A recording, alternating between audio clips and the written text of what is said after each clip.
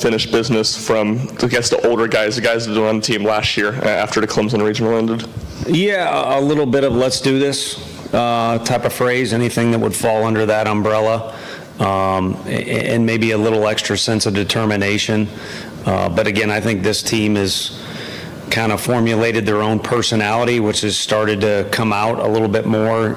Zane Denton's a good, good example of that in parallel to what the whole team has done. And then just that kind of same theme of let's keep getting stronger in any area that we can. And that starts as an individual. Again, let your personality come out, maybe get better in an area earlier in the year that you struggled with. And then as a team, keep pushing forward to try and find our best baseball. You mentioned Zane Denton and his personality kind of coming out as the years went on. What about some of those other transfers, maybe Maui and Andrew Lindsay and Griff? Yeah, I mean, Lindsay we knew this right away. He's going to be true to who he is forever for himself, and it's one of the things that makes him a strong personality. Just when you're conversating with him or in the dugout and of course on the mound as well. And it's an attribute we thought that would be great either at the end of games or potentially starting games to see how things would unfold. And sometimes things are kind of out of your hands. Maybe it could be a higher power, it could be whatever, but the way the season started to evolve, he ended up in the spot that he did, and he's individually capitalized on it, but the team has benefited from him just doing well in the particular role he's in. And then you can look on down the line. I think any of Frank's guys that have run out there have started to really get comfortable at what they're doing. And then Maui, it's just about being on the field. He's kind of had some nicks and knacks and things like that, and Griffin has been a leader from day one. He's just kind of got that mojo and that level of maturity about him. You guys probably enjoy interviewing him because of that level of maturity. That's been there even before his time here. So, and then Zane he had quite an interesting path to get here, and then when he got here, just so much adversity and different things that didn't allow him to get into rhythm on this campus. And right now, I think he's in as good of a rhythm as possible. I mean, dating Taylor Swift, apparently. At least that's something about that on the group me. Sometimes when they get going on the group me and it's not that important, I don't pay full attention, but something to that effect. Southern Miss has the home field advantage, but what competitive advantage do you feel like your program has to take it in Hattiesburg? You get to this time of year, and we've seen it, whether it be in Lindsey Nelson Stadium or this last weekend. Fortunately, I've coached long enough, Frank has too. You get to this time of year, no one is not going to be pouring their heart and soul out onto the field. You can come up with whatever set of circumstances you want for coaches, players, fan bases. Everyone's going to give it their best go. And it is a baseball game, so there's a lot of crazy things that can happen. So really, whatever competitive edge you're looking for, it's got to be based off what your team has become throughout the year. And there were some teams last year that served as good examples for us now of, hey, maybe the quickest path or best path from A to B isn't a straight line. And for us, there's no way it's been a straight line. So I think whether we're playing in Hoover, Clemson at home, we finished the year in South Carolina. It's kind of our zigzag path, ups and downs, roller coaster, whatever it's been throughout this year is who we are. So stay true to who we are. And who we are is a group of guys that are pretty capable when we're playing our best or close to it. But throwing out the word best is ironic because I don't think we've necessarily found that yet, especially over the course of a complete weekend. Go Ryan and Noah then back, and I'll come back over here. What makes Tanner Hall so effective? He takes advantage of hitters that are overzealous, really preys on hitters that are overzealous. And again, we go back to the point of everyone wants to give it their best. Well, it's important to define what that is because try hard isn't necessarily your best. And he doesn't have a lot of try hard in him. But again, if you got a hitter in the box that's a little overzealous, he takes advantage of them. And then he's, looking for you to beat the ball into the ground. And his stuff matches up with that approach, and it's worked well for him to get ground balls, in particular against Samford in the regional outing he had. I know he came back and threw again on Monday, but in that game in particular. And it takes two to tango. He can face a hitter that's either really talented or has the perfect approach, but he's good enough to get guys out mano a mano as well. And then as we try and get our pitchers to understand this, especially when they're freshmen, there's other things besides pitching. You got to be well-rounded at getting in a little rhythm on the mound, defending your position, holding on runners, and he's really well-rounded at all those things that you could define as extra, but as a coach, you throw them all in the same hat of being a pitcher.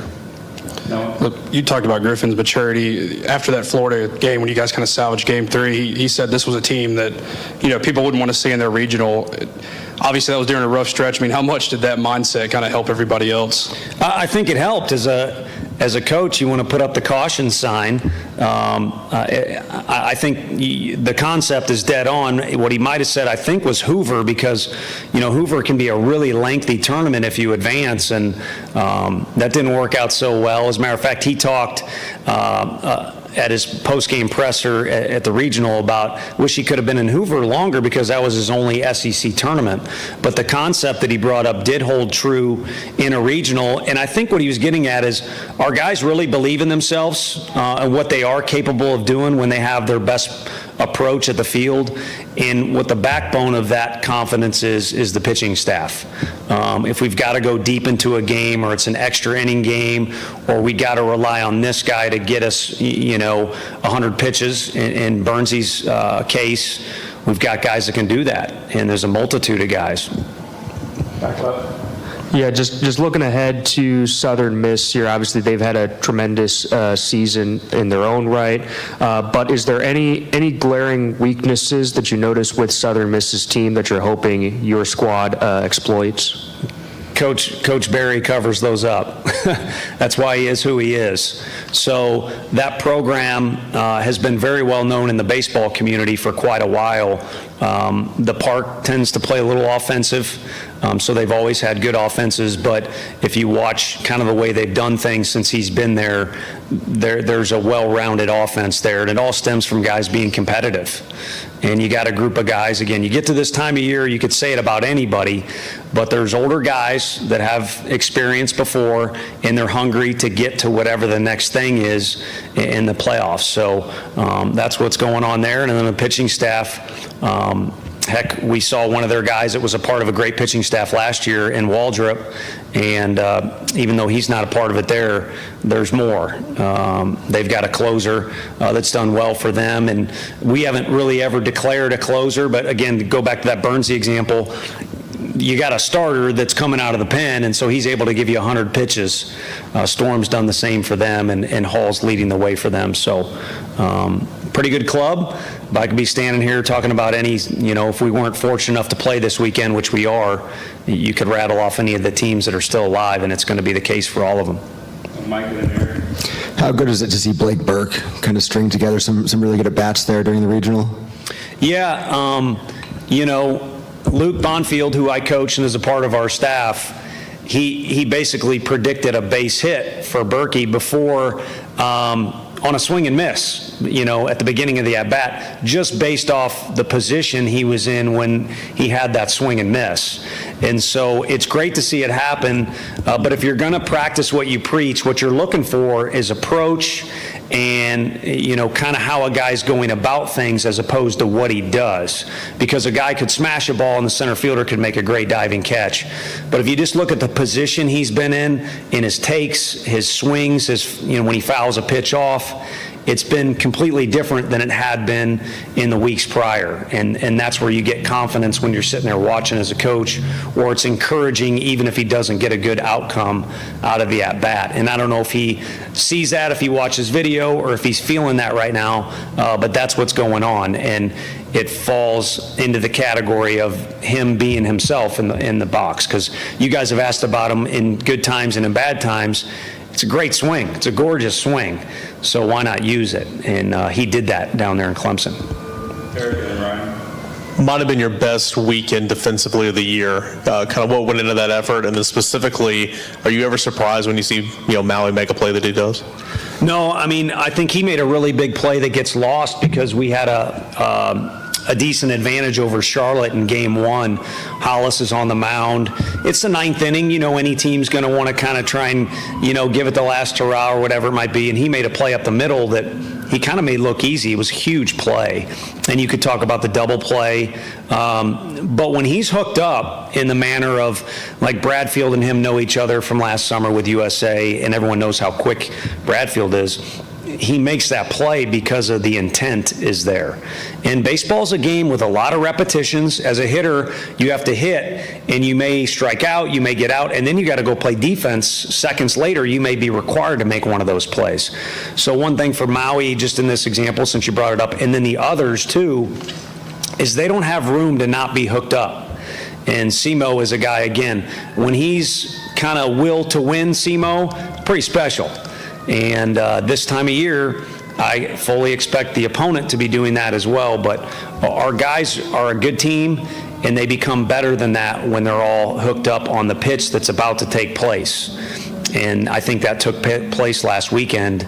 And so on the defensive end, you saw guys shine through with what they're capable of doing. Even on some plays, C. Scott almost makes an unbelievable catch that probably leads to us finishing that game in 9 innings against Clemson. So even just kind of the way guys were approaching things, whether they made a play or not. Jared Dickey throws a guy out at the plate. Even though all the coaches are yelling, no, no, no, throw the ball to second. It's time of year kids play. They decide, you know, kind of like, no, no, no, don't take me out of the game for a pitcher. It's kind of fun watching them play. And when they're hooked up, again, it's a team that can do some things. What has Camden meant to this program over the last 5 years? A lot. That's my guy.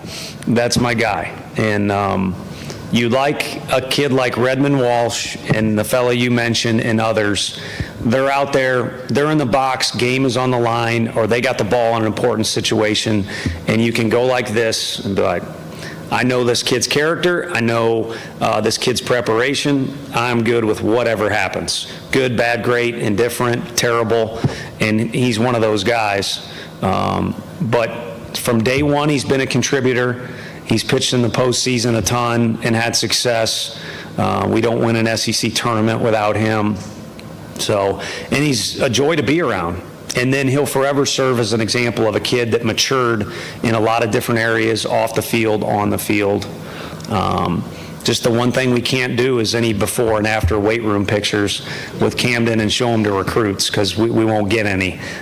Trust me, Q's earning his salary, but with that one we got extenuating circumstances. But he's a warrior, so that's too long of an answer to do in this particular presser. Have you ever had a player that paces as much in the dugout? Stephen Crichton is a kid who at a different school eventually had to be told, you can't do that anymore, dude.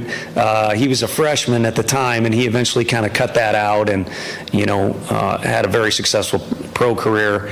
Another great dude right there. So it's one of the things you like about coaching is these personalities you get to be around and you get to talk about. But I think he's kind of picked that up because, you know, there's other leaders too, but he kind of sees this in his head appropriately. This is his team. And he is one of the older guys, and it's important. He wants to be ready prior to pitching, and then when he's pitching, he's moving all over the place and doing all kinds of extra stuff too. And at first it would stress me out. Now I like it. I think it's a sign, again, of him being hooked up in his intent, and also a little bit of his, you know, if you want to call it swagger, that's fine, but just a little bit of his belief and confidence. Anything else, Coach Vitello? All right, thanks, everybody.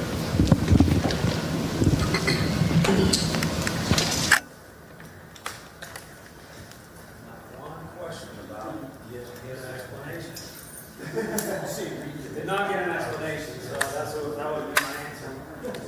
Yeah. All right, guys, if you're planning on going to Hackberg and you're requesting for different jets, please do so. Yes. Link I sent out, days ago, it's due today. So I would do it as soon as you can. Today.